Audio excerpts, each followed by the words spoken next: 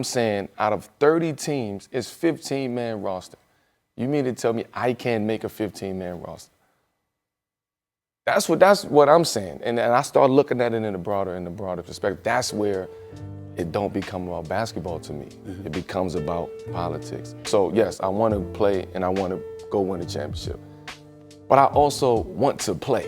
Carmelo Anthony was once one of the best players in the league, a scoring champ. One of the prolific scorers the game had ever seen. Averaged 24 in his career in the NBA.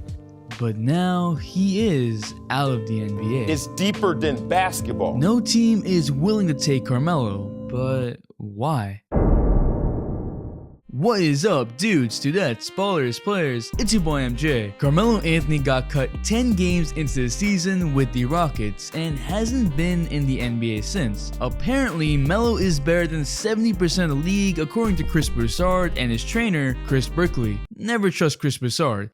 But it's been weird that Carmelo hasn't found a spot on an NBA roster, especially with guys like Anthony Bennett coming back to the league. Everyone seems to like Melo too, so I want to get to the bottom of all of this. Drop a like for the amount of shots Carmelo makes in each offseason video, 5,227. And to the 78% that watch my videos that still ain't subscribed, don't leave me out like the NBA is leaving Melo out, and please subscribe!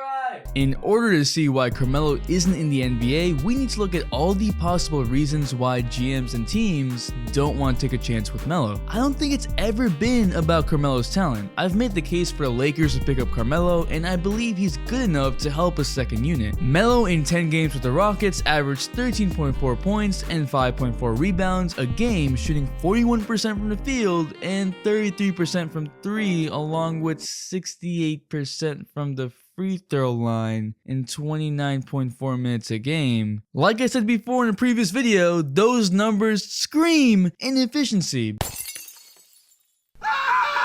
But considering the fact that he was playing with new teammates in a completely new team in a completely different role, I can't exactly go off those numbers. Based off of Carmelo, he didn't even know if he was coming off the bench or starting or even suiting up some of those nights. This sort of insecurity of your role or not even knowing what role you're supposed to play leads to inconsistent performances. The good thing is that we saw Carmelo drop 28 points against the Nets, have a few 20-point performances, and hit threes off of catch and shoot situations mixed in with a little ISO. We also saw Melo turn in a 2-point night against the Thunder. Daryl Morey apparently told him that his services were no longer required. Just imagine cutting Eric Gordon for averaging 14.8 points per game on 32% from the field and 24% from 3, which is what he did in the first 10 games of the season. That's stupid!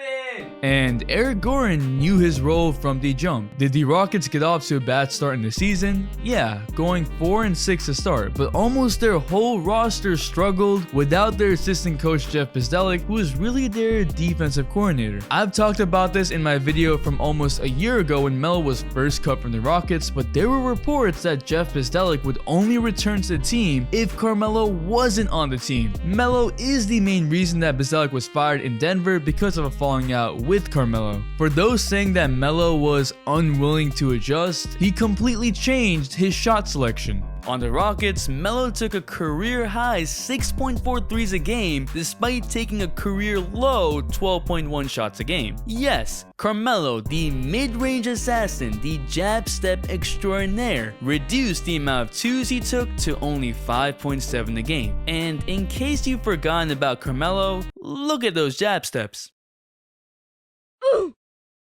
Also, look at the pluses. Carmelo is a great locker room guy. Everyone seems to love being around Melo. He has tight relationships with a lot of guys in the NBA. We've seen guys in the offseason work out with Melo. Melo's been a fan favorite. Apparently people like playing with him. You can't say that about every player. He does have a history of falling out with coaches, like he fell out with Jeff Bzdelik on the Nuggets, getting him fired, and Mike D'Antoni on the Knicks. They don't like each other. So what the heck is wrong with Carmelo? There's the uncertainty about his actual skill. While the Rockets season wasn't a good showing, it wasn't enough to make a conclusion on what Melo can still provide. The Rockets had wanted Melo for 3 years and told him he was the missing piece they needed, so obviously there was still some value in Melo. He did shoot 36% from 3, but 40% from the field on the Thunder, scoring 16.2 points per game, but it was definitely not the best season.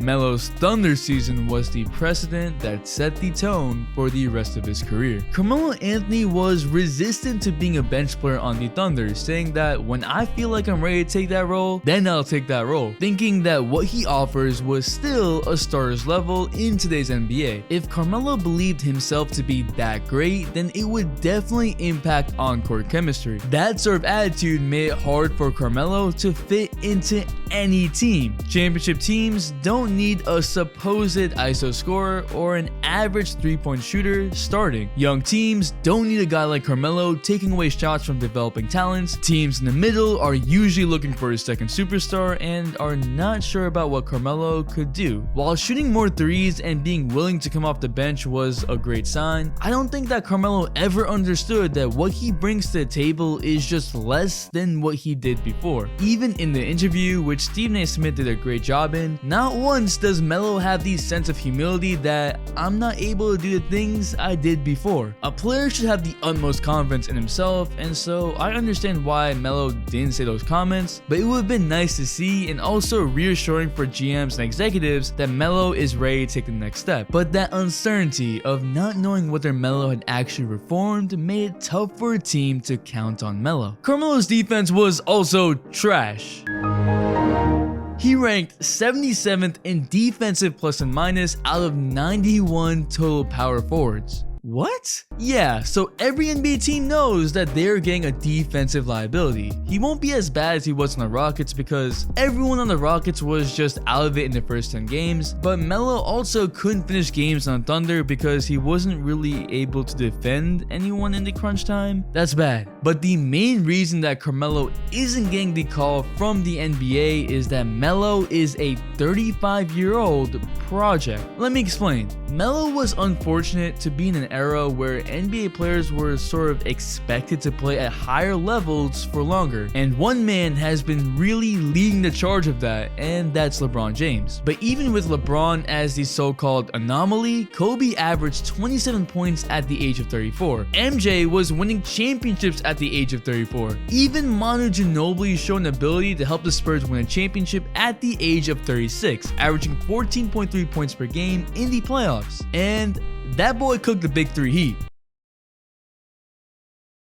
Medical technology has improved, which is allowing players to play longer, so 35-year-old vets aren't necessarily rare. Carmelo at the age of 35 has never once been in the NBA Finals. He's in an unsure place in terms of his role. You don't know exactly what you're getting offensively, and you're definitely getting a defensive liability at the age of 35. This is usually the case with young players who aren't stars, but are better than the average role player. That's where the roles are sort of undefined, and the team decides what to do with that player. And that's also the phase where a player is figuring out more about themselves and teams are adapting to how the player is growing. Carmelo isn't growing talent-wise, but he is still growing mentally and coming to terms with himself. Where most 35-year-olds know what they bring to the table and understand what role they need to be, Melo is sort of a project without the upside of talent growth. I don't think it's a question on whether he's willing to adjust, because he is. It's a question on what that means for his game. He's redefining his game for the modern NBA, but we haven't seen the complete change. The last full season we saw him play was on the Thunder when he was pretty stubborn in his playstyle. That makes him a tough sell for any team because of other 35-year-old vets that might not have the same offensive firepower, but are sound in everything else. Guys like Andre Iguodala have championship experience and defense while hitting big shots. Jamal Crawford knows he's a sixth man, and you know exactly exactly what you're getting. Kyle Korver is simply a knockdown shooter. Vince Carter is the vet mentor who's an on-court coach.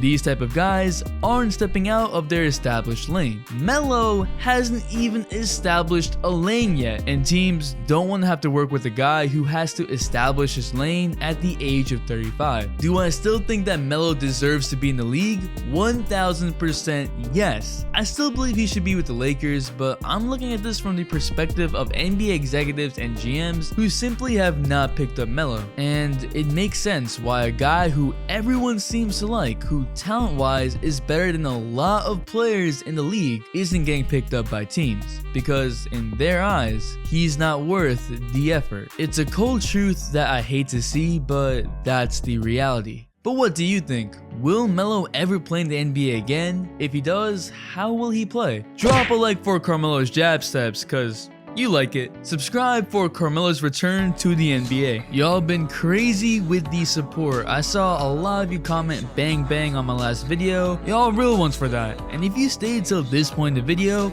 comment jab so I know. The Instagram shout of the day goes to Ethan Bailey, and the all-day notification watch shout goes to Firefighter Doug. Thanks for the all-day support. Make sure to hit the bell for all-day notifications, and if you're not a sub, hit that subscribe button, join the all-day community for more fire content, all-day support. It's your boy MJ. We out. Okay, just hop in my spaceship now.